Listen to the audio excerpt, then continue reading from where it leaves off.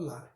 Na oitava parte, o Aristóteles vai falar de ato voluntário e ato involuntário. Lembra que para o Aristóteles, ser justo é uma questão de vontade, de decisão, de escolha. A pessoa tem que se dispor a fazer isso. Ele diz assim: só pratica a justiça ou a injustiça quem age voluntariamente. Isso aqui é taxativo dele, né? Só age voluntariamente. Quem age involuntariamente pratica acidentalmente. Então ele coloca duas acepções aqui: a justiça praticada voluntariamente e a praticada acidentalmente. Acidentalmente, ninguém é justo, né? Ninguém é justo por aí, né? Então, se voluntário, pode ser repreendido, né? Quando a pessoa, esse é um princípio, né? Se você fez aquilo por vontade, né, você pode ser repreendido, você tem culpa realmente, né? Então tá aí. O voluntário é mais ou menos aquela distinção que a gente tem hoje no direito, né? Que é assim, a questão do doloso e do culposo, né? O doloso é quando você tem intenção, né? O culposo é quando você não tinha intenção, mas acabou realizando uma coisa que prejudica alguém, né? Então ele diz assim, o voluntário, né? O ato que depende de nós. Esse é um ato voluntário. Ele depende de você. Se você não quisesse, né? Se você não se predispusesse a isso, não aconteceria, né? Não teria o efeito que teve, né?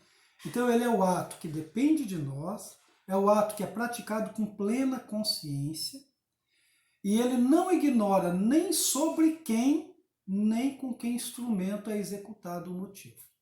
Olha só, a pessoa que faz voluntariamente uma injustiça, ela tem em mente quem vai ser a vítima e com que você vai torná-la vítima, né? E sabe também o motivo. Então, a consciência disso é que determina se o ato é voluntário, né? O ato voluntário, então, ele exige plena consciência, e aí são três questões: sobre quem, com que e por quê, né? Então, são perguntas assim para entender o que é o ato voluntário para o Aristóteles, né? A gente poderia até dar um exemplo, né?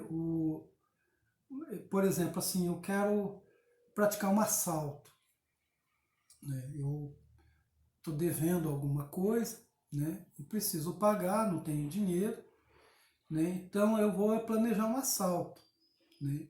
Bom, o que eu vou assaltar? Eu tenho que assaltar uma vítima que me permita assaltá-la, né? Então eu vou determinar, bom, eu vou assaltar aquela loja, né? Que parece que está meio desabrigada, é muito fácil sair, calculo tudo, etc. Então sobre quem? Então eu estou calculando isso. Com o que? Posso ir assaltar com um revólver, né? Ou com uma faca, né? E então esse é um instrumento. E por quê? Eu vou assaltar porque lá tem dinheiro, ela recebe, a lojista recebe dinheiro em caixa, o lojista, né, recebe dinheiro em caixa, né, e vou também assaltar porque eu estou precisando do dinheiro, né, para resolver. Então, ter consciência, um ato voluntário precisa ter isso, né, a consciência do que você vai fazer, do prejuízo que vai dar e assim por diante.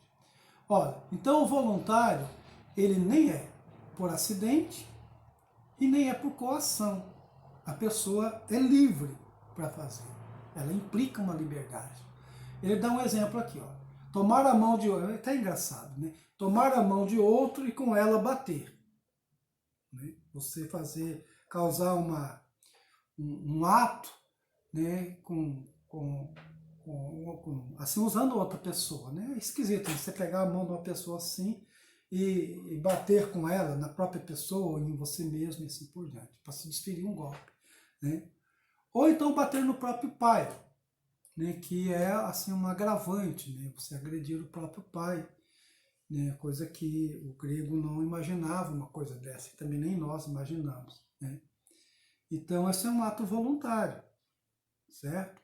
É diferente, por exemplo, quando você é obrigado, né? Tem um filme chamado, acho que Dois Irmãos, ou Entre Irmãos, né? Em que um irmão, ele se torna soldado e vai combater lá no Afeganistão. Vai ele e mais um amigo. E eles sobrevivem a uma queda de helicóptero, mas são capturados e torturados, né? E lá no final, assim, no meio do filme, os torturadores, né, os afegãos, né, obrigam ele a, com uma barra de ferro, né, matar o companheiro, né, a desfechar um golpe na cabeça do companheiro e matar. E obrigam dizendo, né, que sabem onde que é a mulher, fala o nome da mulher, o nome do filho, né, a casa onde é, etc., e que eles vão matar a família. Né? E assim, e atormentam de um tal jeito que ele cegamente acaba desferindo e matando o colega. Bom, isso não é um ato voluntário. Né? Ele não é acidental, é por coação. Né? Então, é um exemplo aqui do que o Aristóteles está dizendo. Né? Para que um ato seja justo, ele precisa ser voluntário. Né? Você tem que estar em plena liberdade e consciência do seu ato. Né? E o ato involuntário é o ato praticado na mais completa ignorância. Né? Não está no poder de quem o pratica não o praticar. Né? E, sobretudo, se ele é coagido a praticar.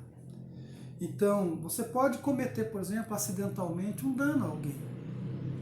Por exemplo, quem mata uma pessoa de bala perdida, né? Você vai caçar no meio do mato, você supõe que não tenha ninguém por lá, e dá um tiro numa caça, e erra a caça, e a bala acaba acertando uma pessoa que talvez estivesse caçando mais adiante. Né? Você não queria fazer aquilo. Né? E ocorreu. Né? Você é responsável pelo ato, né? Foi você que praticou o ato, enfim, mas ele não é um ato voluntário. Né? Então ele vai dizer assim, atos, e existem atos que nem são voluntários nem involuntários, que não entram nessa ordem ética aqui da questão da justiça. Por exemplo, o envelhecimento. Envelhecer não é nem culpa, é um processo natural. Né? Então, não adianta você querer ou não querer, a gente vai envelhecer. Ou também morrer, né? Ser para a morte. A gente vai um dia morrer. Então isso não depende de vontade, nem de vontade, né? Enfim, ele transcende essa questão toda. Então há fatos naturais que não entram nessa questão de ser justo ou não. São fatos naturais apenas. Né? E o ato acidental, o Aristóteles chama isso de infortúnio. Infortúnio é falta de sorte. Né? Ou seja, é aquilo que ocorre por azar. Né? Ocorreu. Né? E os atos voluntários, ele assim, fazendo uma redundância, né, recorrente, eles são de dois tipos. Né? O primeiro é por decisão e o segundo por prévia decisão. Então, um é que você decide e o outro é que você fica planejando, né? Premeditando. Então, existe aqui uma questão de intensidade, que você pode decidir na hora algo, né? Podia decidir diferente se fosse uma outra ocasião, mas tem aquele ato que é premeditado, é provocado e ele é planejado. Né? E aí o Aristóteles fala também aqui de três tipos de dano. Três tipos de... Veja que ele sempre gosta de ficar enumerando, né? Classificando. Três tipos de dano. Então, um deles é o erro, o segundo é o acaso e o terceiro é a culpa, o ato injusto. Os atos injustos implicam sempre intencionalidade.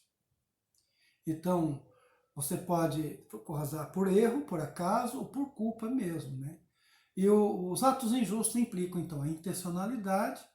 Então, eles precisam que a pessoa tenha decisão e vontade de fazer. Né? E aí eles podem ser, de uma forma ou de outra, perdoáveis e imperdoáveis. Por exemplo, por acaso ou por erro, eles são perdoáveis. Mas se implica decisão e vontades, podem ser imperdoáveis. Né? Tá certo? E terminamos então a parte 8ª desse texto do Aristóteles.